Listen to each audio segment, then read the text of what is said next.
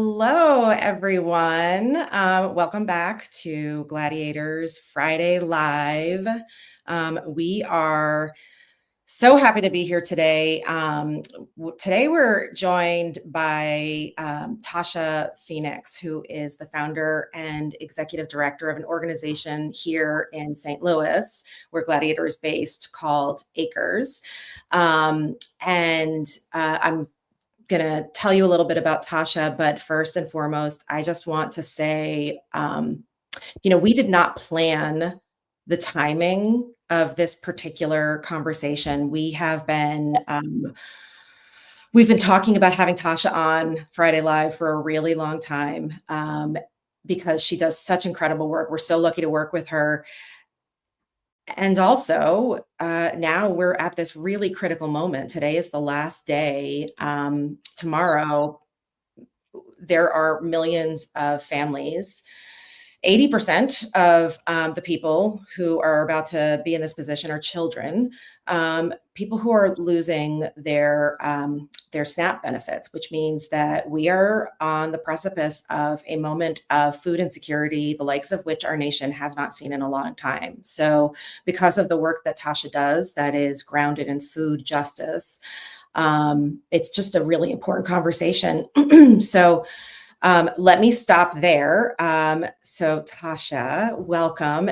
So everyone knows Tosha is an extraordinarily well thought of, esteemed food justice organizer nationwide.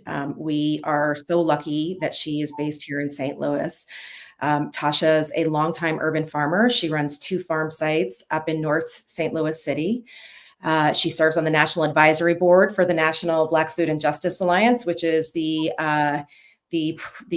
paramount Black food sovereignty organization in the country. She's also a lifelong North St. Louisan and a mom of an awesome kid who I personally adore, and everyone who meets him does. But without further ado, Tosha, welcome. You and I were talking for a couple of minutes just before we got on about kind of the gravity of this moment. So Yeah. talk about what comes to your mind and to your heart at this moment when so many people don't know where their next meal is going to come from. Yeah. Thank you for the introduction. I think that what comes to my mind, the first thing that when I first heard it was, um, what is the role of nonprofit? What's the role Mhm. of people in this sector of food justice in St. Louis and beyond? What is the role of the farmer? Um, and just what's the role of us as a community, as people? What is our role, and how do we step in and step up in this time of need, Mhm. just for our fellow neighbor, fellow, um because to be honest, to think about, like, people getting cut off. This is family. These are my neighbors, uh and these are people that I know that are going to be impacted. And so, just coming to mind of, like, what is the duty, and how do we step up and, be in community with one another. I think coming to my mind, what's the role of Acre. I think that this shutdown couldn't come at a, um anytime is bad. But I think that, like, for me as a farmer and a head of organization that does food justice and food sovereignty, we're at the end of the growing season. We have a couple of more weeks, Mhm. maybe right before Thanksgiving. And then we're gonna, probably be looking at snowstorms. And Mhm. so, where where we will be more prepared, um, to service people, especially in the communities that we in Walnut Park and the Fairground community. We will be more prepared if this was in March, June, July. And so what it makes me think of is just that, this was just very calculated on this administration's part, at the time that they that they decided to do the shutdown, and how it's going to impact people right before the holiday seasons. Um, so yeah, those are some of the things that first come to mind for me when I think about, you know, this shutdown, the cutting off a snap, and how it's going to benefit us. And I don't think of it just like how is it going to benefit us in the now, but I think about for like the long term. Um, Mhm. how will this benefit us for the long term? And what does it mean for us as a country? Um, as we start to see democracy erode with this administration, and how do we prepare for we really looking at fascism right now, and so how do Mhm. how are we preparing to deal with that in the future, even if the government shutdown um opens back up, or people a portion of people, or put back on benefits. We've seen with this, we've seen how this administration works, how the things that they've done, and the attack on American citizens and their rights, and things like that. And so I think that, like, being in a nonprofit space and being someone that's head of organization, I'm always like, okay, how do we Yeah. prepare in the future for what's to come, and what we clearly know is to come with this administration. Yeah. I mean, listen, so as Gladiator, obviously we work with nonprofits, based here in St. Louis and around the country, and I think one of the things that comes to mind for me in this moment, the sort of larger moment, setting aside what's happening with, food benefits, is uh this question of what is the role of community and what do we do in these moments. And obviously, for a very long time, nonprofits have been shouldering the load of caring for our neighbors. And the reason for that is because, this administration has obviously taken it and dialed it to not even 11, like 11,000. But government is supposed to be of, by, and for the people. And our government is failing to take care of all of the people. And so now, now we have been seeing and feeling the impact of that for many, many years, but now we're obviously seeing that in a very stark terms. I know that just in the last 2 or 3 days, I have seen so much activity on the part of people in our community taking matters into their own hands. And I think actually one of the things that I love talking with you, Tasha, about is the way that actually happens over and over and over again, that we, the community, actually have all that we need to take care of one another. We are incredibly powerful. And we're really good at jumping into action together when there's a crisis. When the tornado came through in St. Louis City in May, the community came together. Absolutely.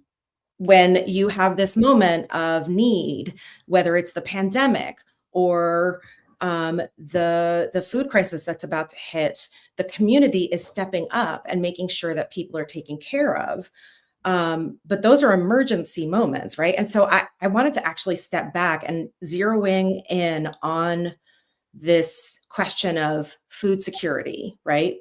We are in this moment, regardless of what's happening with the benefits, where there are so many people who are food insecure. And that insecurity is not equitably distributed. It is an experience that is disproportionately felt by the people who live in our most disinvested communities.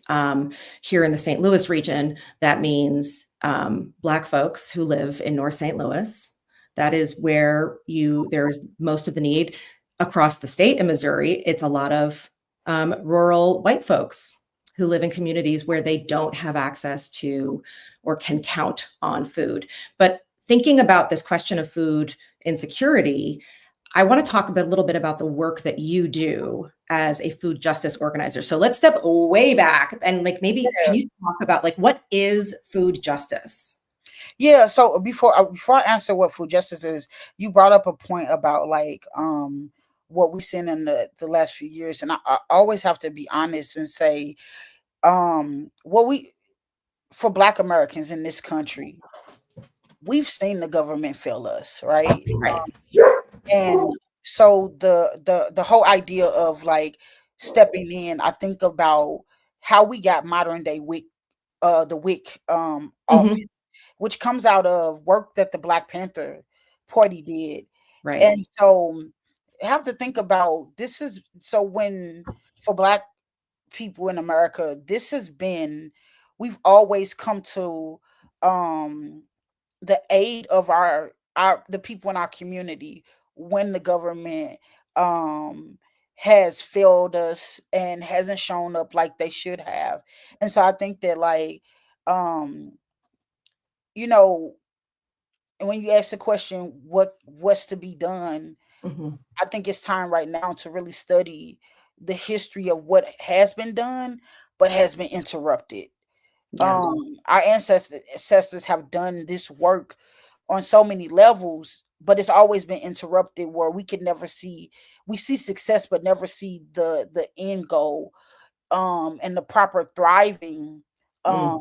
of what it looks like for community to step in for community.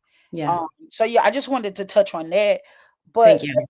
yeah, no problem. But I want to get this right when I talk about food justice.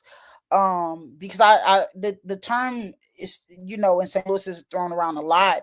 And I don't think that people really think about what does food justice actually mean. And so just like understanding that food justice is actually a food sovereignty framework that's going beyond access to ensure that our communities that are most impacted and exploited by our current corporate control and extractive agriculture system, making sure those communities have not only the right but the Mm. ability to have community control over our food, and that Mm. that's including the means of production and distribution. So that's food justice. It's talking about uh looking at an extractive agriculture system and shifting power to reshape, to redefine, and basically provide indigenous community based solutions in not only accessing but controlling food that it's just beyond accessing. This is food that's humanizing, that's fair, healthy, accessible, and racially equitable. uh and we in the time of looking at this administration, we also have to, think about food justice is also thinking about how that food that's being provided and controlled by community, how it impacts the environment. So like Right. I know that's a mouthful. Um, Well, yeah, I was going to ask you, like, what does that look like? Like, so what does that look, what is it, the current model of this sort of extractive, corporate dominated um, food system? What does that look like in, for example, a community like St. Louis? What is the experience of people interacting with that food system? And how is it played out in your community of North St. Louis? Yeah, so some and this goes to some of the projects that I'm working on. So I think that when we think about what does it really mean to have community control, right? Mhm. And I think this is something that gets glossed over in St. Louis, even if you're saying community control, but it's about allowing people to have self-determination over their food system, what is right for them. It's about you know businesses, whether and I'm a big component, and this is something we're working on in Fairground, is a community owned grocery store where residents will actually own their grocery store. And the reason why I'm a big opponent of that, because we've seen grocery stores do the same thing, use the same playbook of redlining Mm. in our communities, right? And so in St. Louis alone, in North City, we have an inadequate representation of grocery stores and even to the ones that we have, they look drastically different in other areas. And so I've heard complaints from neighbors about spoiled food at the grocery stores and things like that. Mm, We should have a choice to choose more than that. We want just fried food all day. We shouldn't have to travel far outside of our community to grocery shop. Um, there are so many people. When I first started in the Walnut Park, I learned that there are so many people already growing food, and so the thing is that, I'm not coming in to save the community. I'm coming in to be in community with the community, mm, because people know what they want. You know, yeah. they know what type of food they want, and so giving them the autonomy to be able to produce the food that they want, whether it's from urban farmers who are in community with other residents, and they're growing the food, supporting those urban farmers and supporting ideas that essentially takes us away from uh what we would call some people would call a food swamp, where Mm, you can see more fast food restaurants than you do grocery stores. yeah. And so, like, where I live in the Kingsway neighborhood, and I'm like a block or two away from Natural Bridge and Kings Highway. And in that radius, there's at least 4 to 5 fast food restaurants, and then there's a grocery store. But in that vicinity, you see more fast food restaurants. You see more corner stores that sell hot food, not really grocery items. Mhm. But not only are we looking at that, we're looking at price gouging in some instances. um when people are asking for certain foods, it's not getting you're not getting it at the grocery stores. And when we think about some of these smaller corner stores, what we're seeing is them, because they don't have distribution, Mhm. um and they're not Right. tapped into the greater food system. They're getting it from regular stores, and that's when the price gouging happens. Right. So, for folks who are not familiar with the St. Louis region, North St. Louis, the northern half of the city, is the part of the city where redlining, as Tasha referenced, really restricted not only where Black folks could live, but also prevented them from getting loans to be able to purchase their homes, or had mortgages that were had interest rates that were significantly higher, right? And that same math is now what a lot of grocery stores will use to say, well, we can't put a grocery store in that neighborhood because it won't be profitable, right? Or people won't go there, they won't shop there. So there hasn't been a in many of the neighborhoods in this larger area of North St. Louis, they haven't had a major grocery store in their neighborhood for 10 or 11 years. And Mm. so, where do you get your food? Well, I mean, a lot of folks are going to go to the corner store, where probably your options are things that are canned food and maybe not the freshest. There's not necessarily fresh produce, and it's going to be more expensive, right?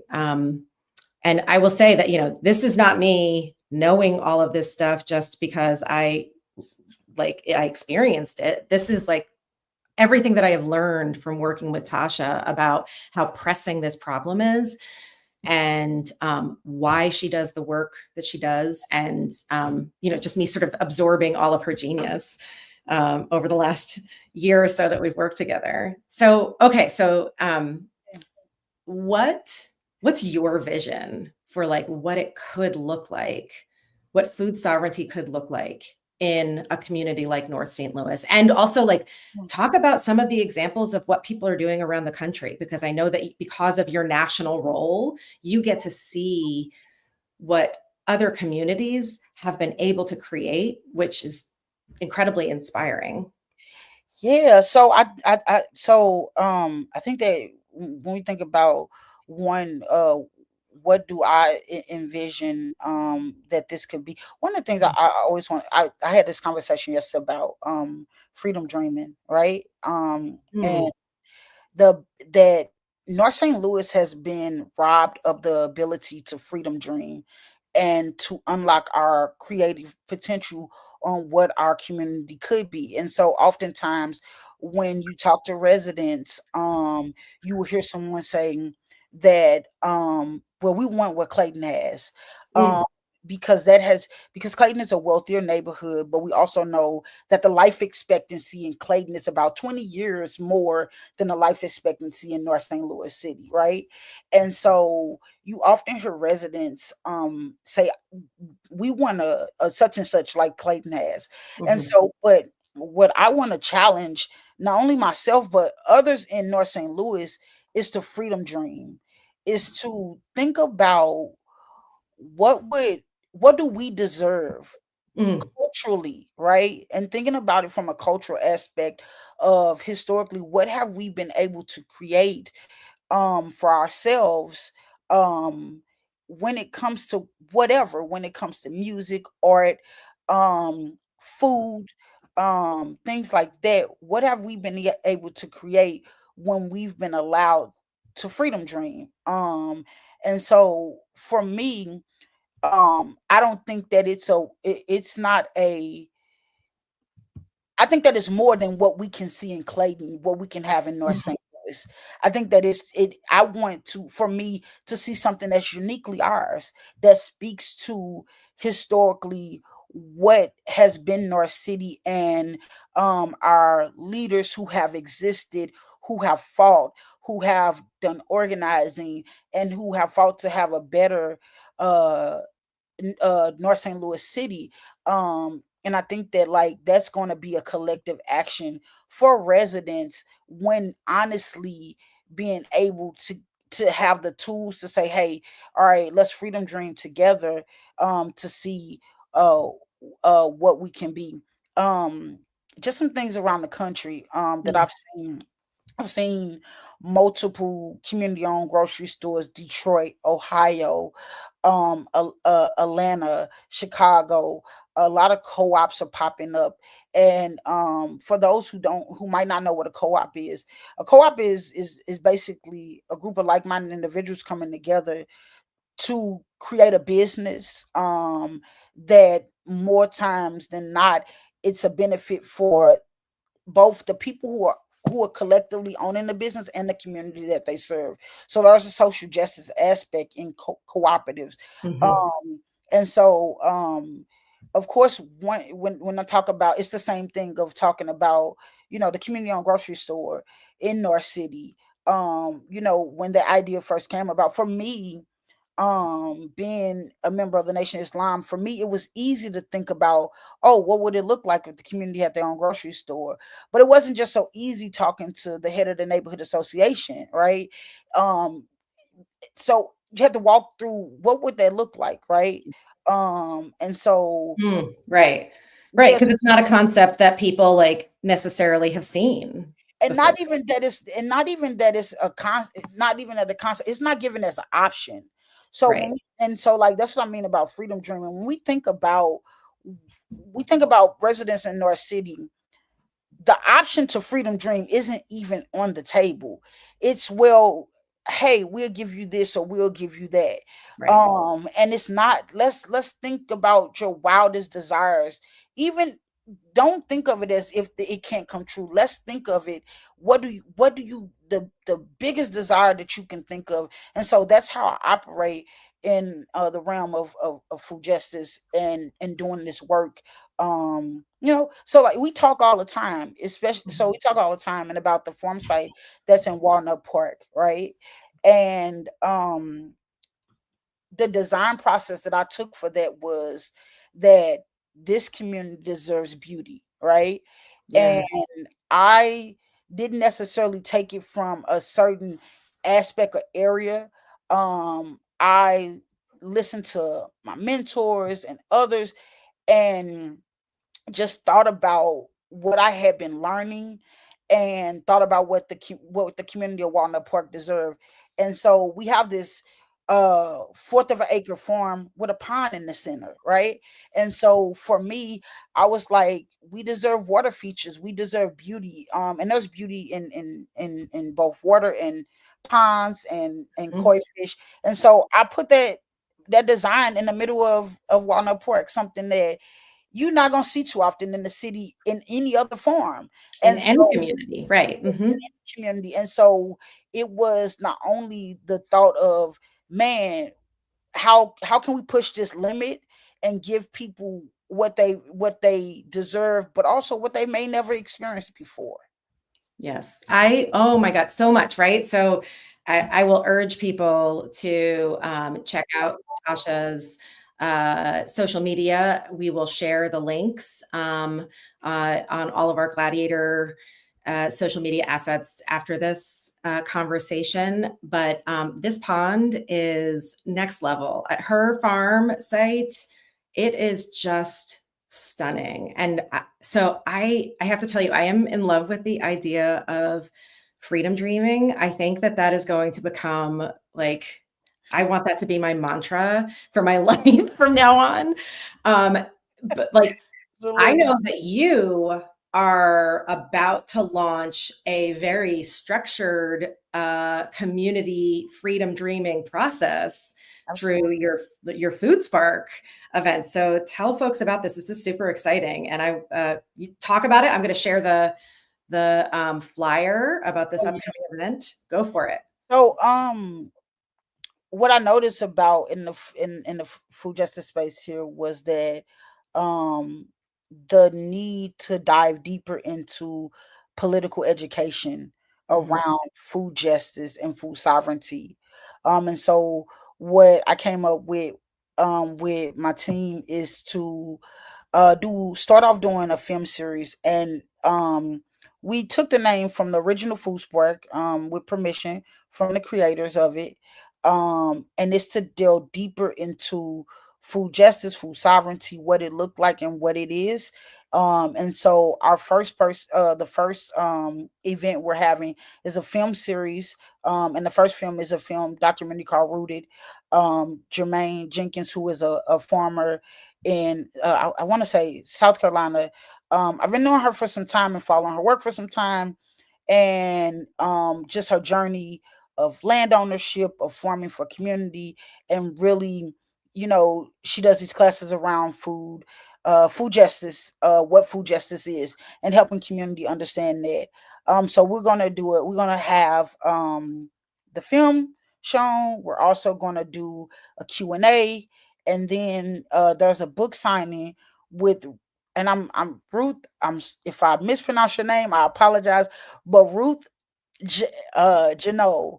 And so I've worked with Ruth by working with a local farmer here, Dale Chambers, doing restorative justice practice. As people know, conflict is normal.